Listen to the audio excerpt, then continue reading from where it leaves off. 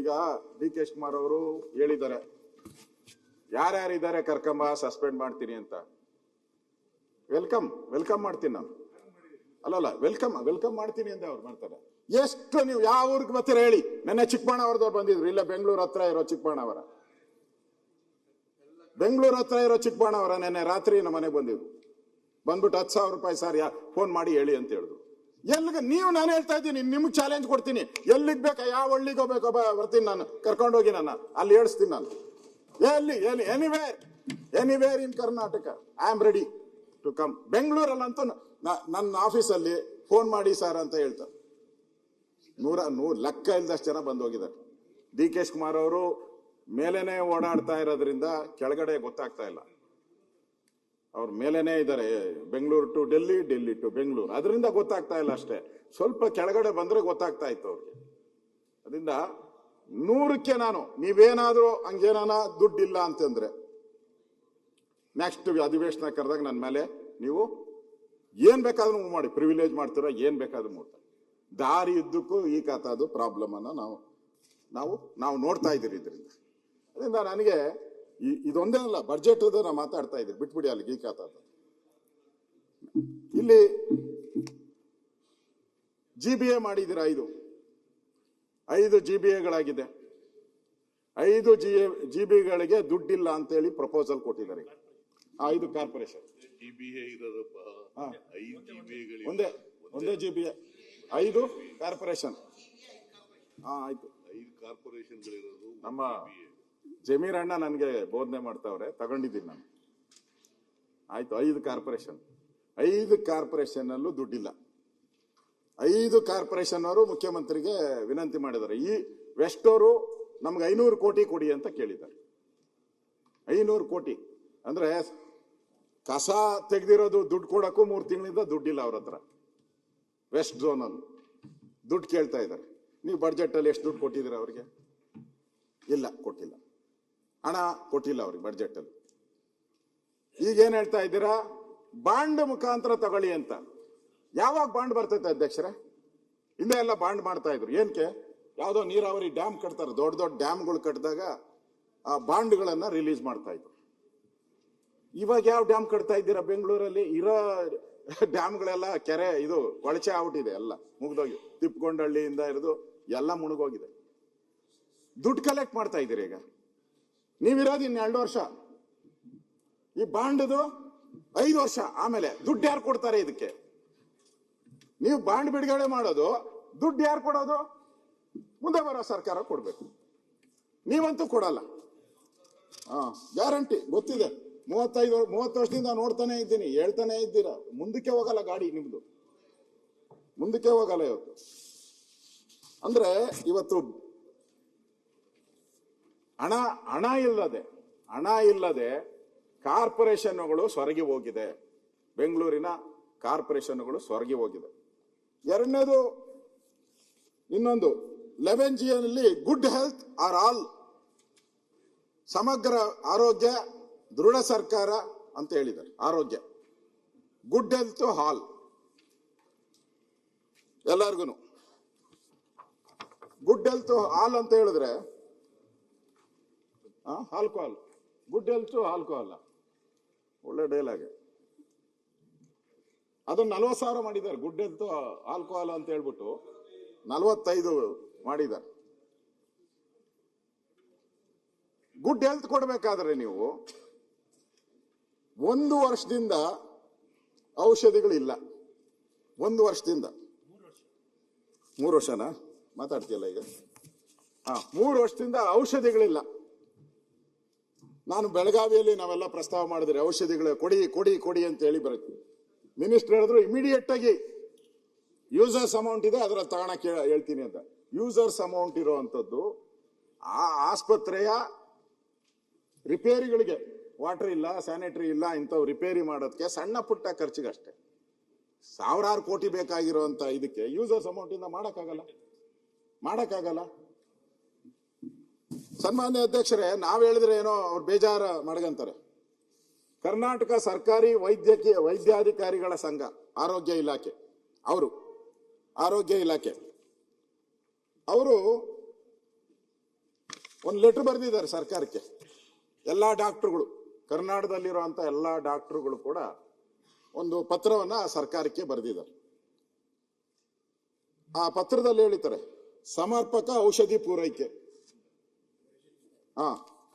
ಆಸ್ಪತ್ರೆಗಳಲ್ಲಿ ಕಾಲಕ್ಕೆ ಸಮರ್ಪಕವಾದಂತಹ ಔಷಧಿ ಸರಬರಾಜು ಮಾಡುವುದು ಸರ್ಕಾರದ ಜವಾಬ್ದಾರಿಯಾಗಿದ್ದು, ಈ ಹಿನ್ನೆಲೆಯಲ್ಲಿ ಸರ್ಕಾರವು ಕರ್ನಾಟಕ ರಾಜ್ಯದ ವೈದ್ಯಕೀಯ ಸರಬರಾಜು ನಿಗಮ ನಿಯಮಿತ ಸಂಸ್ಥೆ ಸ್ಥಾಪನೆಯಾಗಿರುತ್ತದೆ.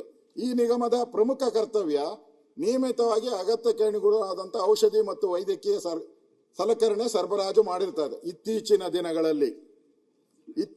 ದಿನಗಳಲ್ಲಿ ಔಷಧ ಸರಬರಾಜು ಮಾಡುವುದರಲ್ಲಿ ಸಂಸ್ಥೆಯು ಸಂಪೂರ್ಣ ವಿಫಲವಾಗಿರುವ ಕಾರಣ ರೋಗಿಗಳು ಸರಿಯಾದ ಸಮಯಕ್ಕೆ ಔಷಧೋಪಚಾರ ದೊರದೆ ಪರದಾಡುತ್ತಾ ಇದ್ದಾರೆ.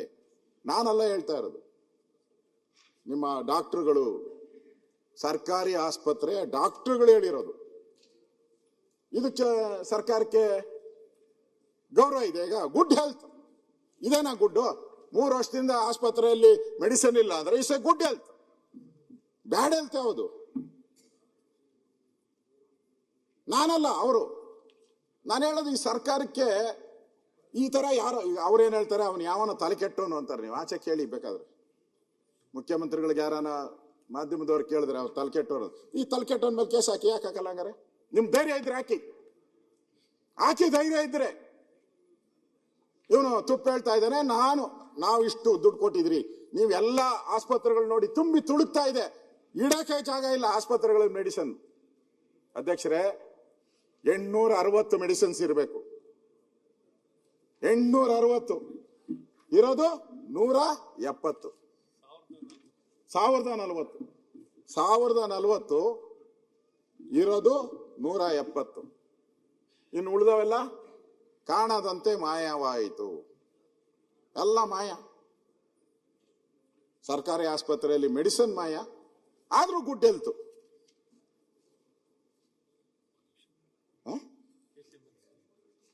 ಇರ್ಲಿ ಬಿಡಿ, ಹೇಳ್ತೀನಿ. ಇದು 23, 24, 25ರಲ್ಲಿ 1,500 ಕೋಟಿ ವಾಪಸ್ ಕೊಟ್ಟಿದ್ದಾರೆ. ಕೊಟ್ಟಿದ್ದನ್ನು ಪೂರ್ತಿ ಕೇಳಿದ್ದೀರಾ ಮುಖ್ಯಮಂತ್ರಿಗಳೇ?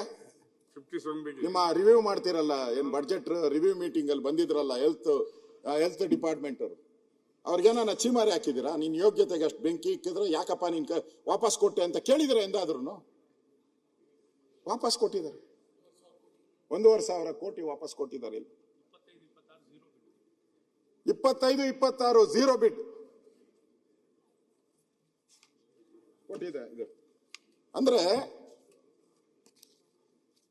ಸರ್ಕಾರಿ ಆಸ್ಪತ್ರೆಯಲ್ಲಿ ಕೆಲಸ ಮಾಡೋರು ಡಾಕ್ಟರ್ಗಳೇ ನಿಮ್ಮನ್ನ ಕಳಪೆ ಅಂತ ಹೇಳಿದ್ರೆ ಏನಕ್ಕೆ ನೀವು ಆರೋಗ್ಯ ಇಲಾಖೆ ಇರಬೇಕು? ಏನಕ್ಕೆ ಇರಬೇಕು? ಯಾರು ಸರ್ಕಾರಿ ವೈದ್ಯರು ನಿಮ್ಮನ್ನ ಆರೋಗ್ಯವನ್ನ ರಕ್ಷಣೆ ಮಾಡಬೇಕು, ಅವ್ರಿಗೆ ಕಾಯಿಲೆಗಳಿಗೆ ಔಷಧಿ ಕೊಡಬೇಕು ಅಂತ ಡಾಕ್ಟರ್ಗಳು ಹೇಳ್ತಾ ಇದ್ದಾರೆ, ನಿಮ್ಮ ಆಸ್ಪತ್ರೆಗಳಲ್ಲಿ ಔಷಧಿ ಇಲ್ಲ, ನಮ್ಮನ್ನ ಜನ ಹೊಡಿತಾ ಇದ್ದಾರೆ. ಅದನ್ನ ಹೇಳಿಲ್ಲ ನಾನು. ಜನ ಬಂದು ನಮ್ಮನ್ನ ಬಡಿತಾ ಇದ್ದಾರೆ ಅಂತಾನು ಬರೆದಿದ್ದಾರೆ. ಜನ ಬಂದು ಬಡಿತಾ ಇದ್ದಾರೆ. ಇದಾ ಗುಡ್ ಹೆಲ್ತ್? ಇದಾ 11G ನಿಮ್ದು? ಇದರಲ್ಲಿ ಇವತ್ತು ನಾನು ಹೇಳುವಂಥದ್ದು, ಸಾರಿ, ನಾವು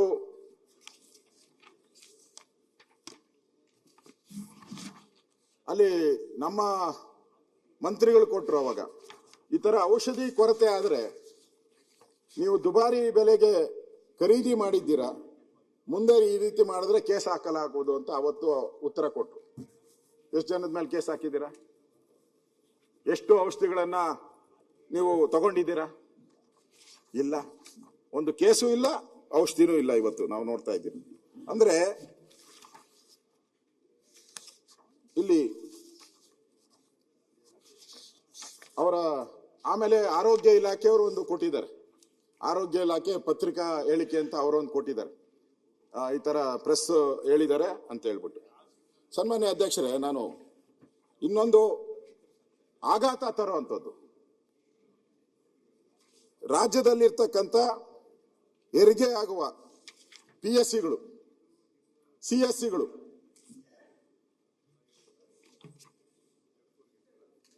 ಮುಚ್ಚುತ್ತಾ ಇದೆ. ಇವಾಗ ಮುಚ್ಚುತ್ತಾ ಇದೆ. ನಾನು ಲಿಸ್ಟ್ ಕೊಡ್ತೀನಿ. ರಾಜ್ಯದಲ್ಲಿ ನಿರ್ದಿಷ್ಟ ಸಂಖ್ಯೆಗಿಂತ ಕಡಿಮೆ ಹೆರಿಗೆ ಆಗುತ್ತಿರುವ CSCಗಳ ಪಟ್ಟಿ. ಒಟ್ಟು 230 CSCಗಳಲ್ಲಿ ಹೆರಿಗೆ ವ್ಯವಸ್ಥೆ ಬಂದ್. ನೀವು ಆರೋಗ್ಯ ಆಕಾಶಕ್ಕೆ ತಗೊಂಡೋಗ್ತೀನಿ ಅಂತ ಹೇಳ್ತಿದ್ದೆ. ಆಕಾಶ ಬೇಡ, ನೆಲಕ್ಕನ ಕೊಡ್ರಿ. ಹೇಳ ನಾನು ಈ CSCಗಳಲ್ಲಿ ಅವ್ರ ಪಟ್ಟಿ ಸರ್ಕಾರದ್ದೇ ನಾನು ಹೇಳ್ತಾ ಇರೋದು. ಸರ್ಕಾರ ಮಾಡಿ 230 PSCಗಳಲ್ಲಿ ಹೆರಿಗೆನೆ ಆಗ್ತಾ ಇಲ್ಲ. ಆಗಕ್ಕೆ ಮಾಡಕ್ಕೆ ಫೆಸಿಲಿಟಿ ಇಲ್ಲ, ಮೆಡಿಸಿನ್ಸ್ ಇಲ್ಲ, ಡಾಕ್ಟರ್ ಇಲ್ಲ ಅಂತೇಳಿ ಸುಮ್ಮನೆ ಅವ್ರದ್ದು ಹೇಳ್ತೀನಿ. ಚಾಮರಾಜನಗರ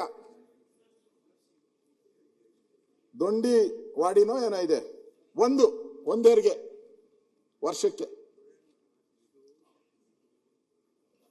ಪಾಲ್ಯ 0 ಹೆರಿಗೆ, ಚಾಮರಾಜನಗರ 0 ಹೆರಿಗೆ. ಚಿಕ್ಕಮಗಳೂರು, ಬೇಲೂರು 1 ಹೆರಿಗೆ. ಚಿಕ್ಕಮಗಳೂರು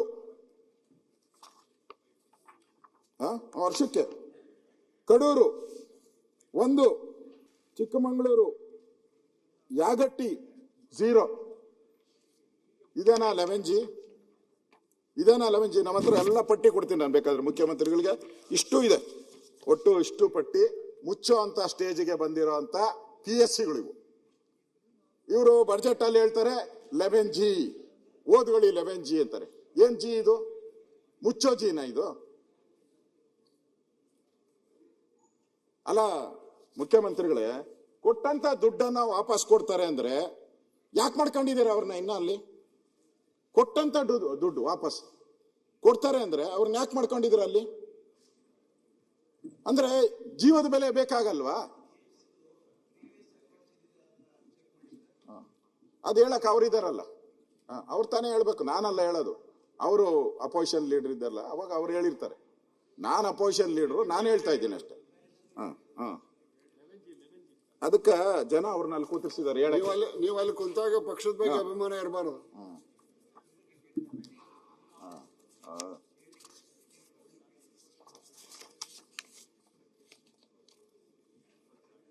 ಸನ್ಮಾನ್ಯ ಅಧ್ಯಕ್ಷರೇ, ಇದು ಹೆರಿಗೆಗೆ ಸಂಬಂಧಪಟ್ಟಂತೆ ಇವತ್ತು ಅವರು ಕೂಡ ಸ್ಟ್ರೈಕ್ ಮಾಡ್ತಾ ಇದ್ದಾರೆ. ಈಗಾಗಲೇ ಸುನೀಲ್ ಪ್ರಸ್ತಾವ ಮಾಡಿದ್ದಾರೆ, ಸ್ಟ್ರೈಕ್ ಮಾಡ್ತಾ ಇದ್ದಾರೆ. ನಾಳೆಯಿಂದ ಸ್ಟ್ರೈಕ್ ಮಾಡ್ತಾ ಇದ್ದಾರೆ. ಆಲ್ಟರ್ನೇಟ್ ಏನು ವ್ಯವಸ್ಥೆ ಮಾಡಿದ್ದಾರೆ? ಏನೂ ಇಲ್ಲ. OPD ರದ್ದು ಮಾಡ್ತೀನಿ ಅಂತ ಹೇಳಿದ್ದಾರೆ. ನನ್ನ ಹತ್ರ ಬಂದು ಭೇಟಿ ಮಾಡೋದು. ಔಷಧಿಗಳಿಲ್ಲ, ನಮ್ಮ ಹತ್ರ ಗಲಾಟೆ ಮಾಡ್ತಾ ಇದ್ದಾರೆ, ನಾವು ಟ್ರೀಟ್ಮೆಂಟ್ ಮಾಡೋಕ್ಕಾಗಲ್ಲ, ಟ್ರಾನ್ಸ್ಫರ್ ಆಕ್ಟ್, ಇವೆಲ್ಲದರ ಬಗ್ಗೆನೂ ಕೂಡ ಅವರು ಕೂಡ ಸ್ಟ್ರೈಕ್ ಮಾಡ್ತಾ ಇದ್ದಾರೆ ಈಗ. ನ್ಯೂಸ್ ಫಸ್ಟ್, ನಿರ್ಭೀತಿಯಿಂದ ನಿಮ್ಮ ಪರವಾಗಿ.